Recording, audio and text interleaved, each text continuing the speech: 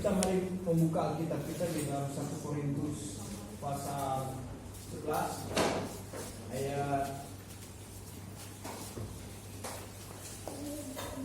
23 sampai 33. Ini ayat perjamuan kudus. Ada 5 hal yang saya bisa bagi melalui perjamuan kudus dengan pengertiannya, sehingga kita tidak tersesat. Kenapa selalu tiap bulan ada perjamuan kudus? Malah kalau di Katolik, perjamuan kudus itu paling sangat penting. Sehingga apa? Mereka mengadakannya Ekaristi itu setiap minggu. Karena itu satu paket ibadah.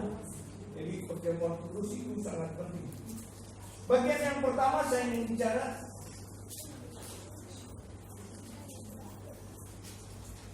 dari perjamuan kudus itu. Yang pertama adalah bicara tentang korban. Perjamuan kudus itu bicara tentang apa? Korban. Kalau korban itu kalau di perjanjian lama tentang penebusan. Penebusan dari dosa. Penebusan dari rasa salah dengan anak domba, dengan lembu, dengan burung, apa sajalah, dengan tepung. Itu adalah penebusan. Tapi melalui Kristus Yesus, penebusan itu berbicara tentang dirinya sendiri yang menjadi anak domba Allah yang dikorbankan. Jadi bagian yang pertama dari korban, kalau bicara tentang perjamuan kudus, ingat tentang korban. Korban itu bicara tentang apa? Penebusan.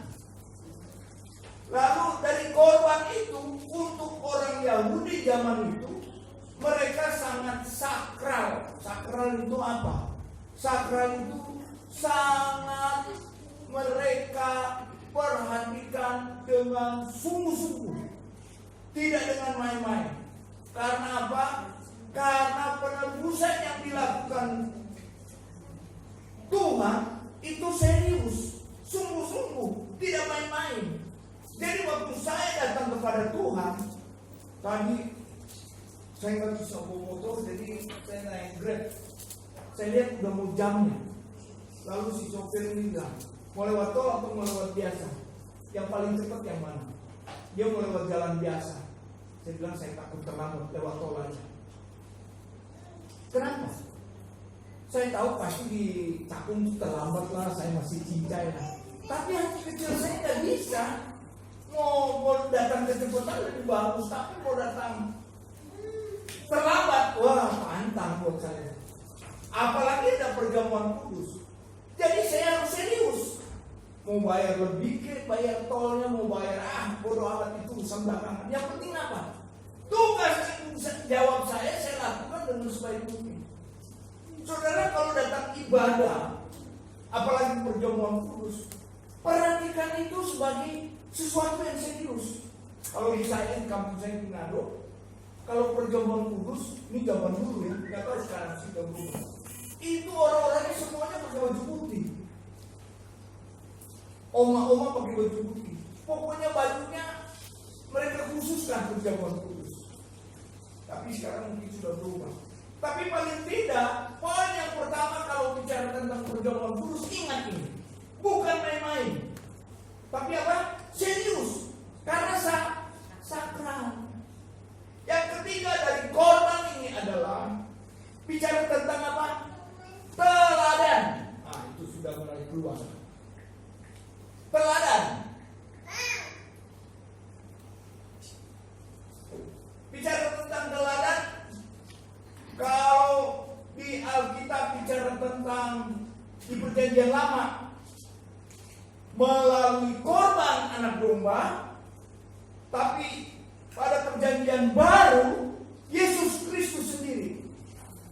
Saya sedang membayangkan apa jadinya kalau Tuhan Yesus tidak jadi korban. Lalu kita mesti ikut tradisi orang Yahudi. Berapa domba korban yang harus dipersembahkan? Ini Ini planningnya surga. Planningnya surga itu tidak boleh hanya sesaat, tapi planningnya surga itu cukup panjang. Dan kelihatannya Allah progresif. Progresif itu ada perubahan yang lebih hari lebih baik. Tuhan lakukan itu. Bicara tentang apa? Penebusan. Karena penebusan itu serius. Yang ditebus bukan barang yang kayak gadean di HP atau di gadean laptop digade 5 juta barangnya lalu cuma 2 juta. Ya udahlah nggak apa-apa rugi 3 juta. Bukan seperti itu. Yang ditebus adalah ciptaan yang istimewa. Saudara dan saya. Karena dalam kitab Kejadian 1 27-28 dari 26 dikatakan di sana, saudara diciptakan serupa dengan gambar Allah. Karena saudara adalah makhluk istimewa di hadapan Tuhan. Saudara diciptakan bukan dengan rekayasa-rekayasa yang gampangan, bukan. Direkayasa hampir seperti Allah. Bahkan di kitab Mazmur dikatakan Allah kecil, saudara. Saudara digambarkan Alkitab menjadi raja kecil. Yesus raja di atas segala raja. Jadi apa yang Tuhan mau di sini adalah saudara adalah orang yang sangat istimewa. Kalau saudara berkata, aduh saya nggak ada arti apa-apa, woi salah. Berarti saudara nggak mengerti rencana Allah dalam hidupmu.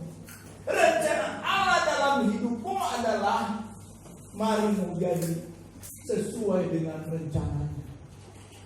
Saya mau masuk kepada apa yang diinginkan Tuhan. Paling tidak poin yang pertama ini adalah bicara tentang korban, bicara tentang teladan.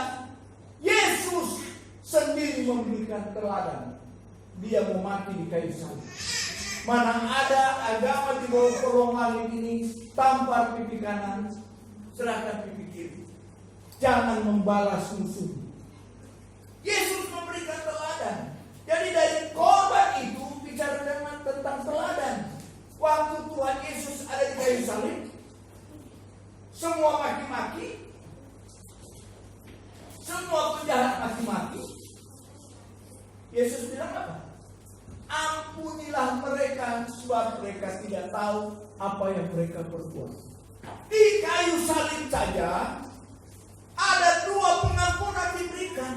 Pengampunan secara universal semua orang pada saat itu, dan pengampunan kepada si penjahat. Artinya apa? Yesus memberikan pengampunan kepada orang berdosa, kepada orang yang tidak merasa berdosa. Dia berikan pengampunan.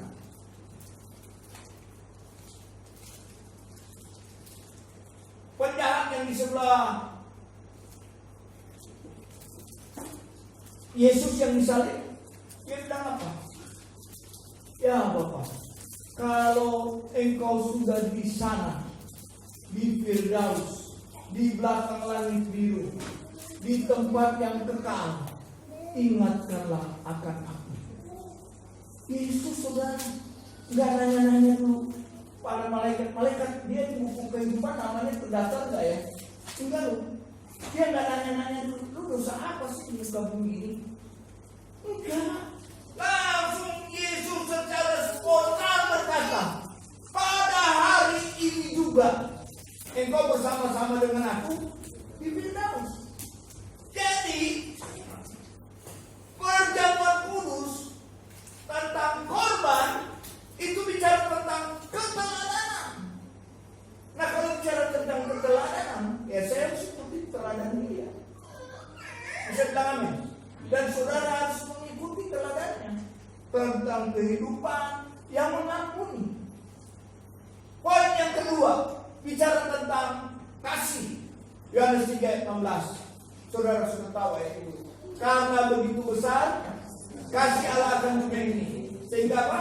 Dia mengaruniakan anaknya yang tunggal.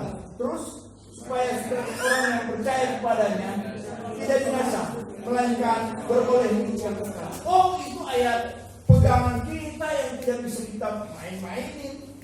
Sama Yohanes 14 ayat yang ke-6. Jadi apa yang saya bisa katakan di sini? Kasih itu harus diingat. Kasihnya Tuhan itu harus selalu diingat. Jadi waktu kita ada perjamuan kudus, apa yang sedang terjadi yang di Alkitab ceritakan harus dilakukan berulang-ulang. Bukan hanya sebuah peringatan saja, tapi menjadi koreksi diri supaya saya selalu ingat kasihnya. Jadi waktu ada orang menyakiti hati kita, waktu ada kendala yang menjadi batu sandungan, waktu ada hal-hal yang mungkin membuat kita jadi pahit. Kadang-kadang yang membuat kita pahit itu bukan orang luar, saudara, bukan orang yang tak beriman, tapi kadang-kadang yang ada di sekitar kita. Suami dengan istri, orang tua dengan anak, cucu dengan opung. Kemarin saya dapat kunjungan dari satu orang ibu, udah nenek-nenek, ya curhat sama saya. Karena waktu itu saya baru dapat cucu si Elsa melahirkan, dia lihat muka saya sumringah. Wah, cucu pertama.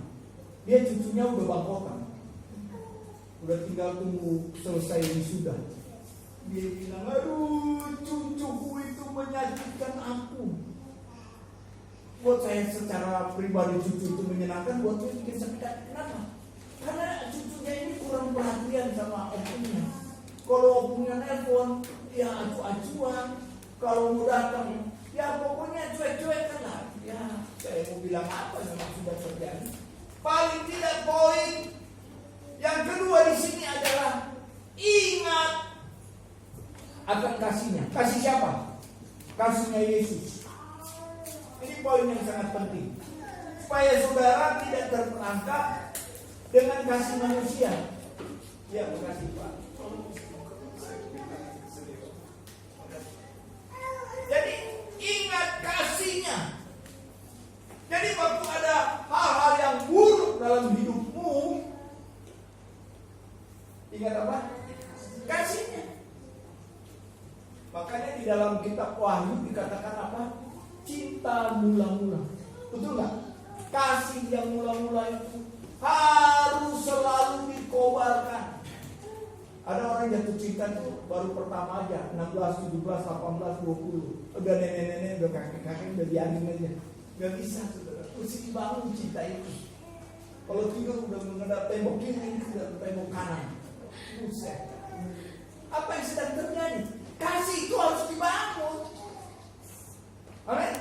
Harus dibangun. Ada satu oma dengan opa kalau panggil itu suka pakai bahasa yang ABG, yang Beb. Ya kalau panggil istri dia begitu. Dia panggil apa lagi? Darling. Oh pokoknya yang enak-enak. Temannya, teman SMA-nya ini kan udah kakek-kakek. Wah, gua enak lu. Cinta lu sama istri lu itu kan dari SMA. Iya. Begitu erat banget, begitu sayang. Gue gak bisa. Jangan bilang ya. Iya. Gue udah lupa nama istri gue. Jadi cuma panggil yang Beb. Kita bukan begitu. Kita sayangnya kita kepada Tuhan itu semuanya. Amin. Saudara lagi lemes ya? Jangan karena PSBB ya. Saudara udah sarapan? Belum. Ya, kalau sudah belum. Jadi tulangnya bisa makan banyak. Ya kalau sudah, jadi ada stamina. Kalau untuk ibadah memang mesti ada stamina yang baik. Saudara, poin yang tadi saya bisa sampaikan tentang ingat kasihnya.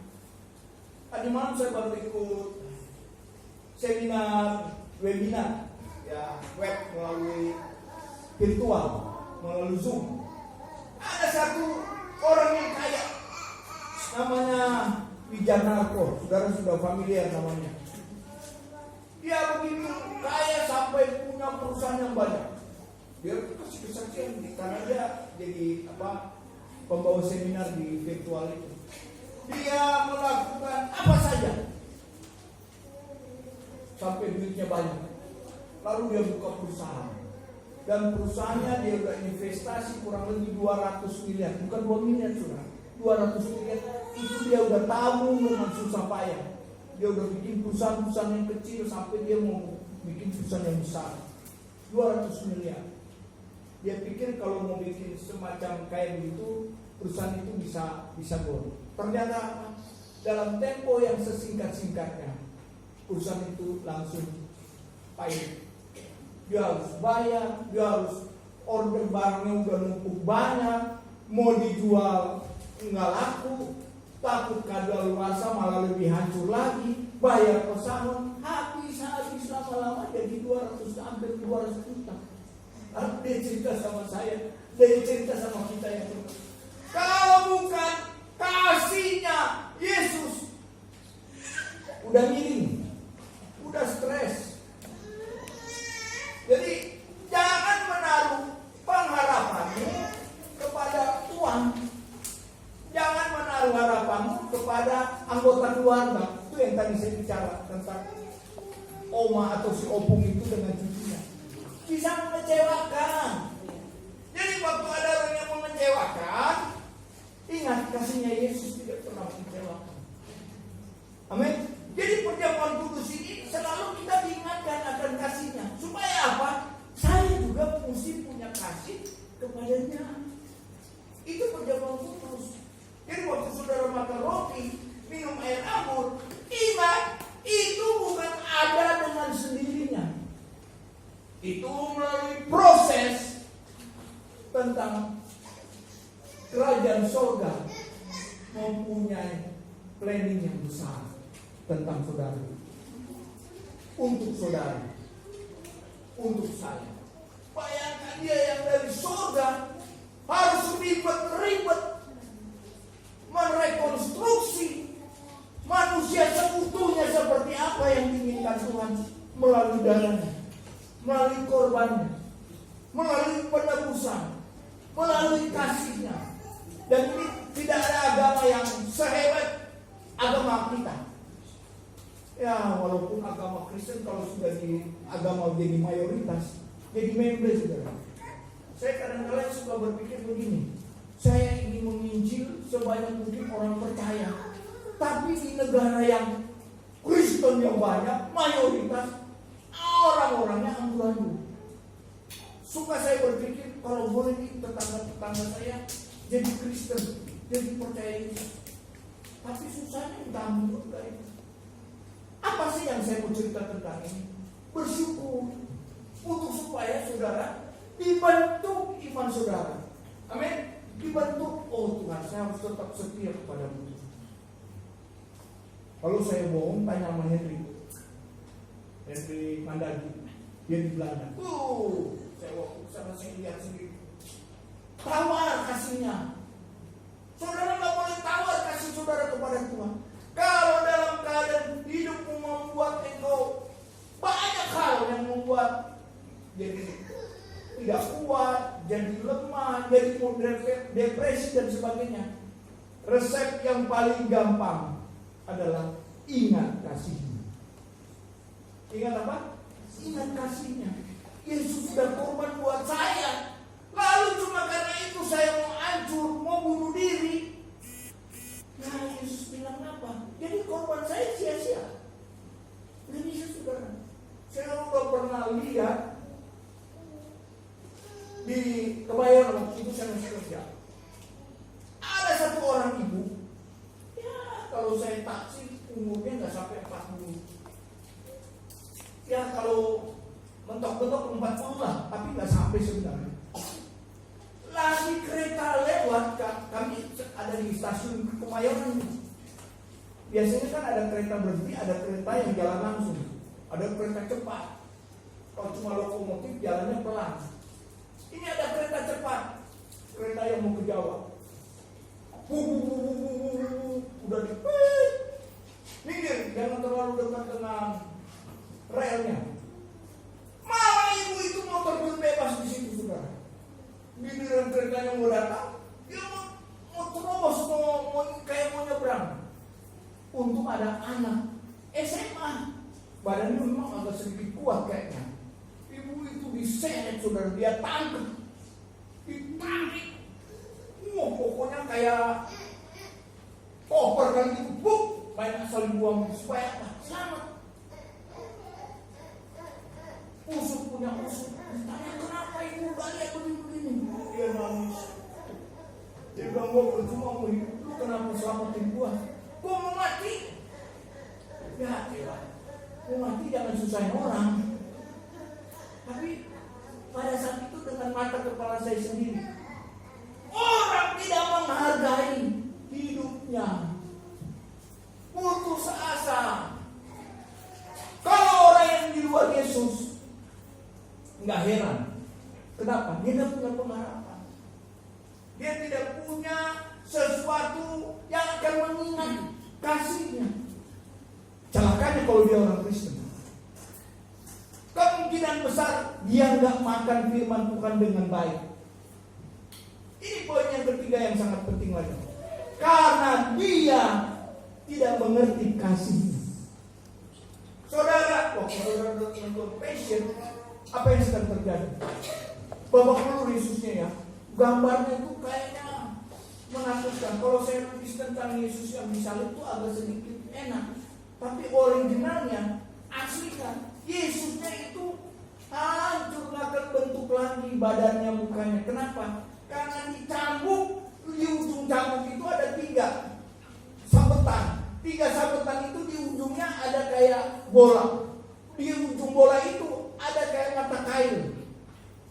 Jadi kalau sekali sabet, bukan cuma babak belur benjol, bengkak, tapi kulitnya kesobek-sobek.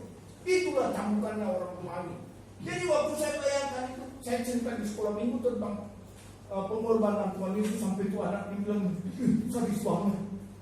Karena dia menyerah cerita itu dengan keadaan kondisi. Saya juga menceritakannya sangat dramatis sekali mungkin ya, sampai dia bilang, serem banget ya. Saudara, kita ya rasanya serem. Bagaimana yang ngalamin sendiri? Yesus sendiri, itu untuk apa sih? Ya itu untuk karena kasihnya.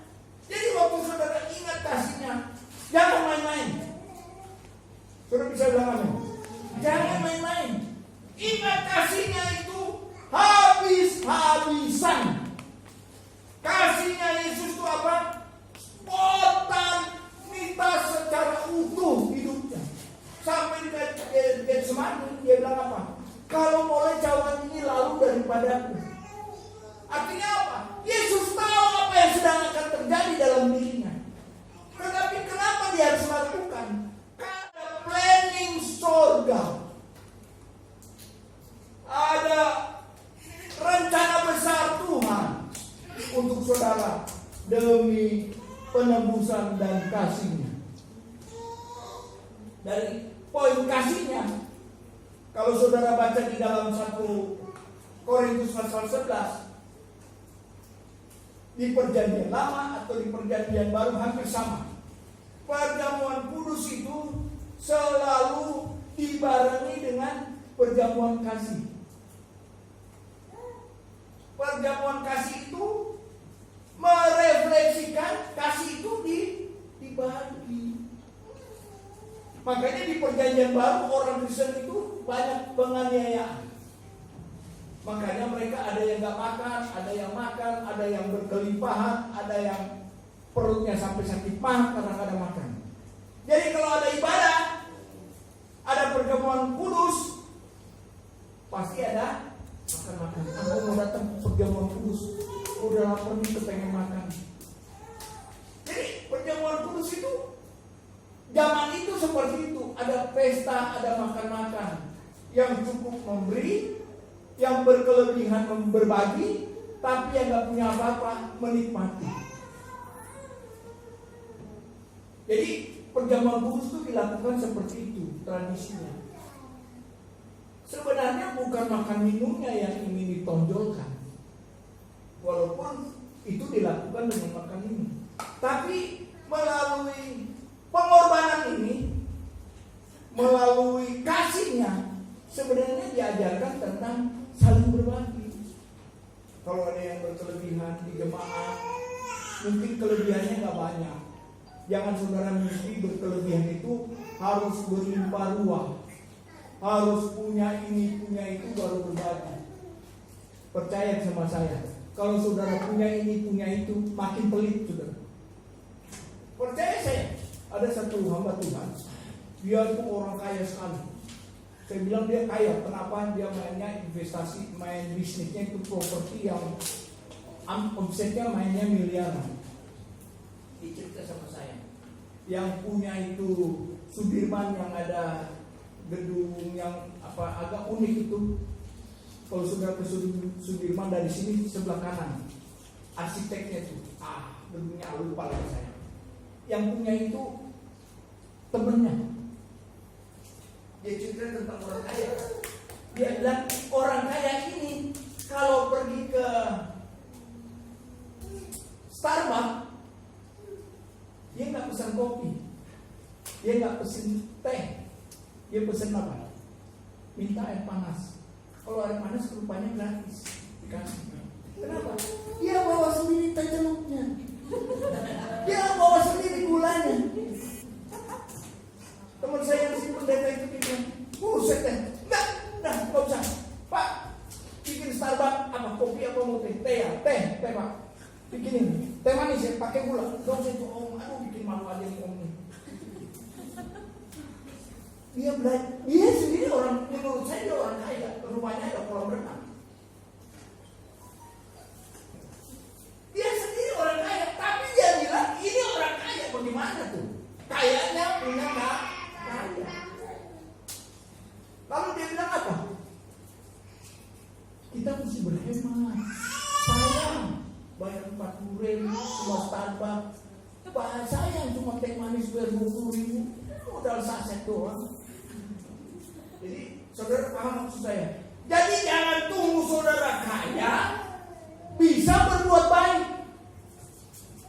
Nggak mungkin. Karena kenyataan. Jadi artinya apa? Saudara diberkati untuk memberkati orang lain. Oh, saya ada kelebihan ini, saya mau berbagi. Saya ada kelebihan ini, ada satu jemaat saya, ya karena saya punya gula ada 2, satu buat dia aja deh, menolong kesusahannya. Seterusnya dan seterusnya. Dengar kata-kata saya, jangan tunggu engkau berkelebihan bisa berbuat. Berbuatlah sampai Tuhan memberkatimu lebih banyak. Poin yang berikut tentang eskatologi. Saya sudah bicara tentang 3. Yang pertama penebusan, yang kedua kasih, yang ketiga apa? Penebusan. Eskatologi. Eskatologi adalah ilmu yang mempelajari tentang kedatangannya, tentang akhir zaman. Itu eskatologi. Kalau saudara kuliah, ada mata kuliah yang namanya eskatologi. Nah, eskatologi ini saya sengaja mencatat supaya, karena itu sifatnya luas. Saya sengaja pakai bahasa seperti itu, bahasa buku. Saya mencatatnya eskatologi karena itu bicara tentang perjamuan. Kalau di dalam Wahyu pasal 19 ayat 9, nanti waktu Tuhan Yesus datang kali yang kedua, kita diangkat, kita mengadakan apa? Pesta perjamuan anak. Jadi waktu kita ikut perjamuan kudus ini, kita diingatkan kita akan ada pesta nanti bersama dengan Tuhan Yesus. Jadi ini apa? Ini mengingatkan saya akan punya pengharapan. Jadi kalau saudara susah sekarang makannya, ya pas-pasan, jangan suka. Saya mau makan ini takutnya kolesterol. Saya mau makan ini takutnya apa? Asam urat. Saya mau makan ini, aduh ngeri banget itu. Kayaknya gulanya tinggi. Tapi kalau pesta anak domba, tubuh saudara disucikan, diperbarui. Ingat itu aja. Kalau saudara sekarang lagi nggak bisa ngapa-ngapain, nggak bisa, bersyukur aja. Karena saudara bisa menikmati. Apalagi bisa pergi ke gereja, bersyukur saudara. Itu yang tadi saya cerita satu orang Oma. Rumahnya di Jakarta, di daerah Jakarta Pusat. Dia datang ke gereja, anaknya yang bergereja di saya, di tempat kita, di Tambu, di Bekasi. Wow, dia bilang, aduh aku senang. Kalau gereja cuma lihat video, lihat virtual, lihat YouTube, aduh di mana gitu. Dia gelisah, dia pengen datang. Kalau lihat khotbah dia pengen lihat langsung. Ada pujian dia bisa dengar walaupun semuanya serba terbatas. Tapi dia ingin menikmati seperti itu, dia mau bersyukur. Udah tua aja dia mau syukur-syukur cari Tuhan juga. Apa yang saya bisa gambarkan tentang eskatologi? Pertama bicara tentang kita harus ada pengharapan karena Yesus akan datang kali yang kedua mengadakan apa? Pesta anak domba. Berarti kita ada pengharapan di sana. Melalui eskatologi ini kita akan diingatkan apa? Tentang kita harus berjaga-jaga. 1 Tesalonika 5 ayat yang kedua. Kita harus berjaga-jaga. Kita harus apa? Sadar. Jangan berjaga-jaga waktu di gereja. Hari Minggu gue berjaga-jaga. Tidak bisa saudara. Harus berjaga-jaga setiap saat. Amin. Saya pernah cerita, ibu saya itu selalu saya cerita tentang kejahatannya. Padahal sebenarnya dia paling baik sedunia. Jadi jangan saudara ukur jahatnya orang tua itu karena pukulannya. Kalau orang tua saudara nggak pernah pukul saudara, itu ada keanehan menurut saya. Tapi ibu saya saudara bukan hanya mukul, bikin takut kita luar biasa. Khususnya saya. Dia bilang, Elko kalau kamu nonton bioskop, Tuhan Yesus datang, jangan tunggu kamu terangkat, pasti ketinggalan. Nah di kampung saya paling suka nonton bioskop. Karena saya pintar cari uang masih kecil. Jadi uang ada, mau nonton kapan aja, tiap hari saya bisa nonton bioskop. Jadi kalau nonton bioskop tuh sampai 2 kali. Habis selesai, jam berikut ada lagi sampai ada saya hari itu sampai ketiduran di bioskop. Dipanggil pakai loudspeaker, hari tidur, bangun, pulang. Begitu aja saudara. Jadi kalau saya nonton di bioskop di kampung yang ada dekat jendela. Kenapa sambil nonton? Kayaknya Tuhan belum datang. Kayaknya belum ada penangkapan. Takut saya. Antara mau lihat si kungfu ini nonton waktu itu masih Fusen, masih toko-toko yang jadul. Saya nonton itu, saya dekat jendela. Pokoknya saya duduk pasti dekat jendela. Lihat Tuhan Yesus datang apa belum? Kenapa? Karena takut saudara mau Tuhan. Yesus datang yang kedua. Kalau engkau tidak berjaga-jaga, jangan mimpi saudara akan terangkat. Makanya ada ayat yang bilang, biar engkau sudah berbuat menyembuhkan orang, bayangin, buat mujizat, khotbah banyak orang bertobat. Pada akhirnya engkau tidak berjaga-jaga, tidak akan terangkat. Makanya ada ayat bilang, Tuhan, bukankah aku sudah melakukan ini? Ada ayatnya ya di Matius pasal berapa? 23, 24, 25 di situ dicatat. Artinya apa? Saudara harus berjaga-jaga. Jadi perjamuan kudus ini selalu saya harus berjaga-jaga. Jangan saya lagi naik motor, ditabrak dari belakang mati. Lalu kita memarahin orang. Enggak, memang ajalnya sudah di situ. Ada orang, itu saya teman saya ini yang pendeta yang orang kaya itu, istrinya cantik, baru dari salon pedicure. 3 hari lagi dia mau pergi ke Australia, anaknya ada di Australia, pengen lihat cucunya. Apa gak happy? Dia lagi liburan di Bali sama keluarga, satu keluarga. Biasanya lagi liburannya ke luar negeri, ini ke Bali aja dan kita pulang di rumah. Belum sampai 2 hari, baru sehari. Lagi mandi dengan suaminya, mandi di kamar mandi. Pas hadukan, istrinya jatuh di badannya suaminya. Suaminya pikir dia itu kena stroke mungkin. Tapi selalu medical check up, darahnya normal, kolesterolnya normal, pokoknya semuanya normal. Orang kaya loh. Makannya dijaga, kulitnya selalu di facial, pokoknya yang membuat cantik. Saudara tak percaya kalau dia di atas saya itu, wah cantik banget. Tapi mau kaya apapun, dulu saya berpikir orang mati itu karena sakit, karena kecelakaan. Ada juga orang mati karena sehat. Jadi jangan mimpi sedang sakit dulu baru mati ya. Jangan mimpi. Ada orang yang sehat, baru pedicure, baru massage, baru sehat, makannya jus, dia jaga banget badannya.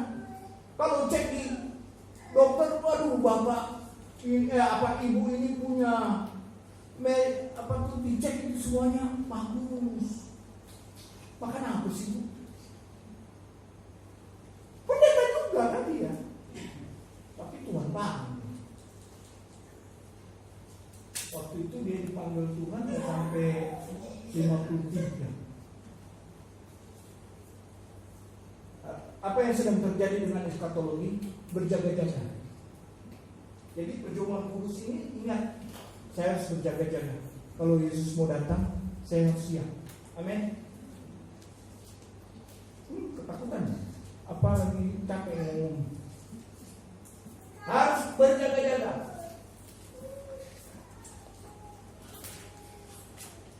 Poin yang keempat adalah bicara tentang kesatuan tubuh Kristus. Di mana-mana gereja ada perjamuan kudus. Itu memberitahukan semua gereja harus melakukan perjamuan kudus, karena perjamuan kudus itu adalah perintah. Itu di dalam 1 Korintus pasal 10 ya, ayat 16 dan ayat 17. Yang terakhir itu bicara tentang persekutuan dengan Kristus. Kalau tadi bicara tentang gereja-gereja, ada gereja GSIA, ada gereja GBI, ada gereja GPPS, ada gereja HKBP. Itu gereja-gereja dalam bentuk gedung, dalam bentuk organisasi, dalam bentuk umat. Tapi yang kedua ini ada persekutuan dengan Kristus. Saudara dan saya adalah tubuh Kristus. Yesus Kristus sendiri adalah kepala gereja. Jadi perjamuan kudus itu akan menyatukan tubuh Kristus dengan kepalanya. Jadi waktu Yesus datang, Tuhan datang kedua kali seperti pencuri. Ini baru jadi satu tubuh. Saudara sebagai anggota tubuh Kristus, dan ini sebagai apa? Kepala. Itu ingat.